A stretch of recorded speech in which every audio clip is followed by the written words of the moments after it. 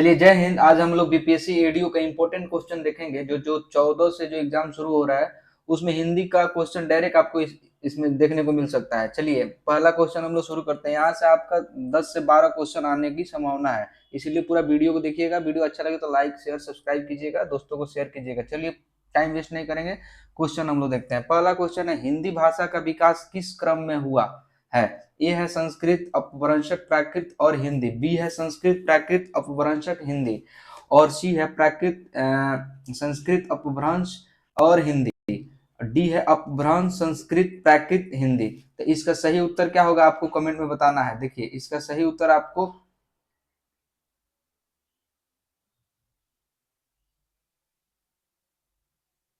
इसका राइट उत्तर हो जाएगा बी। बी इसका सही उत्तर हो जाएगा। चलिए, क्वेश्चन नंबर 2 देखते हैं। हिंदी की जननी किसे कहा जाता है? तो ए है प्राकृत, बी है संस्कृत और सी है अपभ्रंश और डी है फारसी। तो इसका सही उत्तर हो जाएगा आपका बी, संस्कृत। बी ऑप्शन इसका सही उत्तर हो जाएगा। चलिए, क्वेश्चन नंबर हम लोग 3 देखते हैं। अपभ्रंश किसका परिवर्तित रूप है?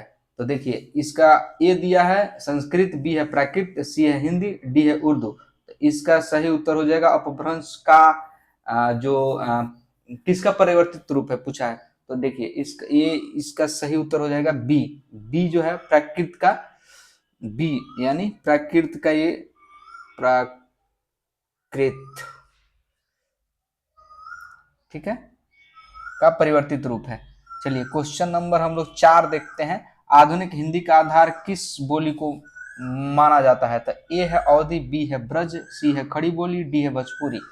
तो इसका सही उत्तर हो जाएगा सी, यानी खड़ी बोली को हम लोग बोलते हैं। खड़ी बोली को आधार मानते हैं हम लोग। चलिए, क्वेश्चन नंबर हम लोग 5 देखते हैं। हिंदी का उद्भव लगभग कब माना जाता है? ए है 5वीं शताब्दी, बी है 8वीं शताब्दी और सी है 10वीं शताब्दी, डी है 15वीं शताब्दी। तो ऑप्शन इसका सी सही है। 10वीं शताब्दी को हम लोग मानते हैं। 10वीं 11वीं में हम लोग इसका उद्गम लगभग यही समय है, ठीक है। 10वीं कुछ लोग बोलते हैं और 11वीं शताब्दी बोलते हैं। चलिए, ऑप्शन सी इसका सही उत्तर है। क्वेश्चन नंबर 6 देखते हैं हम। पृथ्वी राशि किस काल के रचना की हैं? तो किए हैं, तो ठीक है। तो ए है भक्ति काल, बी है रीत काल, सी है आदिकाल और डी है आधुनिक काल। तो ऑप्शन इसका सही हो जाएगा आदिकाल, ठीक है। आदिकाल के एक किए थे पृथ्वी राशि, सबसे पहले यही हुआ था 1015 ईस्वी में, ठीक है। वीर गाथा काल भी इसको हम लोग बोलते हैं। तो ऑप्शन सी इसका सही उत्तर हो जाएगा आदिकाल। चलिए, क्वेश्चन नंबर हम लोग 7 देखते हैं। भक्ति काल के प्रमुख कवि कौन थे? बहुत अच्छा क्वेश्चन है। तो देखिए, ए है बिहारी, बी है कबीर, सी है भारतेंदु, डी है प्रेमचंद्र, ठीक है। तो देखिए, इसमें आपका सही उत्तर हो जाएगा बी, कबीर। जैसे कबीर दास, तुलसीदास, सूरदास, ये सब भक्ति काल के कवि थे, ठीक है। ये 1500 से 1700 ईस्वी तक ये दौर था, ठीक है। चलिए, क्वेश्चन नंबर हम लोग 8 देखते हैं। रामचरितमानस के रचयिता कौन है? तो ए है कबीरदास, बी है तुलसीदास, सी है सूरदास, डी है बिहारी। तो देखिए, ये सबको पता होगा, तुलसीदास इसका सही उत्तर हो जाएगा।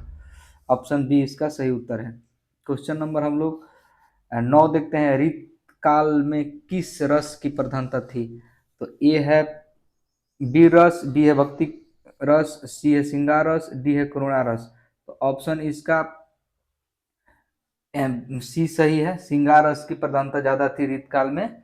प्रमुख कवि थे, यहाँ के प्रमुख कवि जो थे वो थे बिहारी, बिहारी जी, बिहारी जी। चलिए, क्वेश्चन नंबर लोग 10 देखते हैं। आधुनिक हिंदी साहित्य के जनक किसे कहा जाता है? तो ये सबको पता होगा, आप लोग पढ़े भी होंगे, आपको जानकारी होगा। ए है मुंशी प्रेमचंद्र, बी है भारतेंदु हरिश्चंद्र, सी है तुलसीदास, डी है कबीरदास। तो ऑप्शन बी इसका सही है, भारतेंदु हरिश्चंद्र जी हो जाएगा सही उत्तर इसका। चलिए, क्वेश्चन नंबर 11 देखते हैं। देवनागरी लिपि किस प्रकार की लिपि है? ए है चित्रात्मक, बी है ध्वन्यात्मक, सी है संख्यात्मक और डी है संख्यात्मक, संकेतात्मक सी है और डी है संख्यात्मक। तो ऑप्शन इसका बी सही है, ठीक है। ये हो जाएगा धन्यात्मक। चलिए 12 देखते हैं। क्वेश्चन नंबर 12 है, देवनागरी लिपि के लेखन दिशा क्या है? दिशा वाला क्वेश्चन अगर ऐसा पूछ सकता है आपको एग्जाम में, ध्यान रखिएगा। तो ए है दाएं से बाएं, बी है ऊपर से नीचे, और सी है बाएं से दाएं। तो देखिए हम लोग जनरली किससे लिखते हैं? बाएं से दाएं लिखते हैं। हम लोग अपना जो देवनागरी लिपि लिखते हैं वो बाएं से दाएं लिखते हैं, तो याद रखिएगा सही उत्तर हो जाएगा ये सी। चलिए क्वेश्चन नंबर 13 देखते हैं। क्वेश्चन नंबर 13, देवनागरी लिपि की पहचान क्या है? ए नीचे रेखा, ऊपर रेखा, सीधा रेखा, सी है गोल आकृति, डी है बिंदु। तो हम लोग का क्या है? देवनागरी लिपि की पहचान क्या है? ऊपर रेखा, ऊपर रेखा, सीधा रेखा जैसे, ठीक। तो ऑप्शन बी इसका सही उत्तर हो जाएगा। चलिए क्वेश्चन नंबर हम लोग 14 देखते हैं, हिंदी भारत की राजभाषा कब बनी? बहुत अच्छा क्वेश्चन है, इससे क्वेश्चन आपको देखने के एग्जाम में मिल सकता है, बीपीएससी, एडीओ, बीटीसी में भी आ सकता है, ठीक है।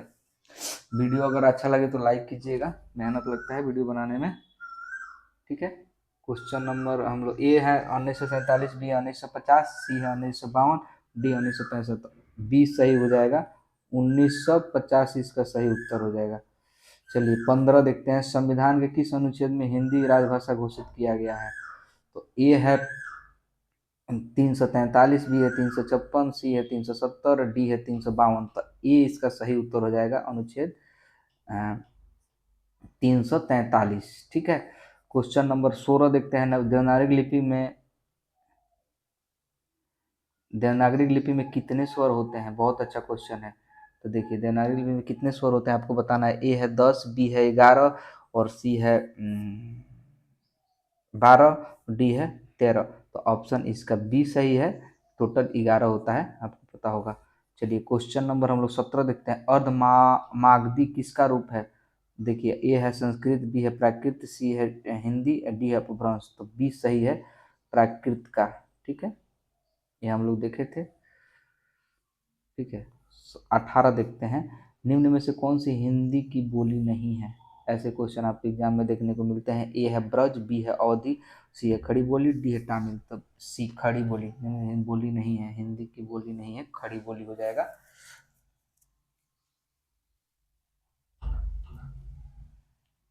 हाँ हिंदी की बोली नहीं है, तमिल होगा, डी, सॉरी, डी इसका सही उत्तर हो जाएगा। क्वेश्चन नंबर हम लोग 19 देखते हैं, हिंदी भाषा किस भाषा परिवार से संबंधित है? ए है द्रविड़, बी है इंडो आर्यन, सी है आस्ट्रिया, और डी है चीनी तमिल। तब बी सही है इसका, बी इसका सही उत्तर हो जाएगा, इंडो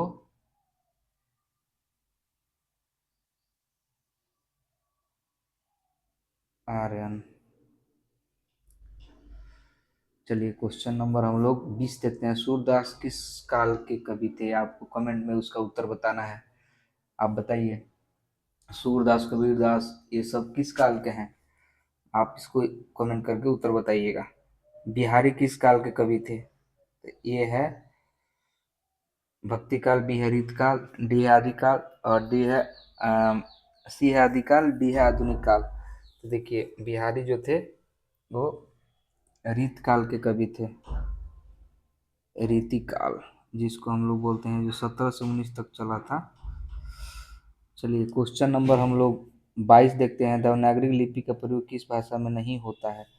तो ऑप्शन ए है हिंदी, बी है संस्कृत, और सी है मराठी, डी अंग्रेजी। तो अंग्रेजी में नहीं होता है देवनागरी लिपि का प्रयोग, याद रखिएगा। क्वेश्चन नंबर 23 देखते हैं, खड़ी बोली का विकास मुख्यतः कहाँ हुआ था? ए है बिहार, बी है राजस्थान, डी है दिल्ली मेरठ क्षेत्र, और डी है मध्य प्रदेश। तो इसका सही उत्तर हो जाएगा सी, मध्य प्रदेश नहीं होगा, दिल्ली मेरठ क्षेत्र हो जाएगा इसका, दिल्ली। चलिए क्वेश्चन नंबर हम लोग 24 देखते हैं, हिंदी भाषा का मानवीकरण किसके समय हुआ था? देखिए इसका सही उत्तर ए हो जाएगा आदिकाल, बी है भक्ति काल, सी है रीत काल, डी है आधुनिक काल। तो इसका सही उत्तर हो जाएगा आधुनिक काल।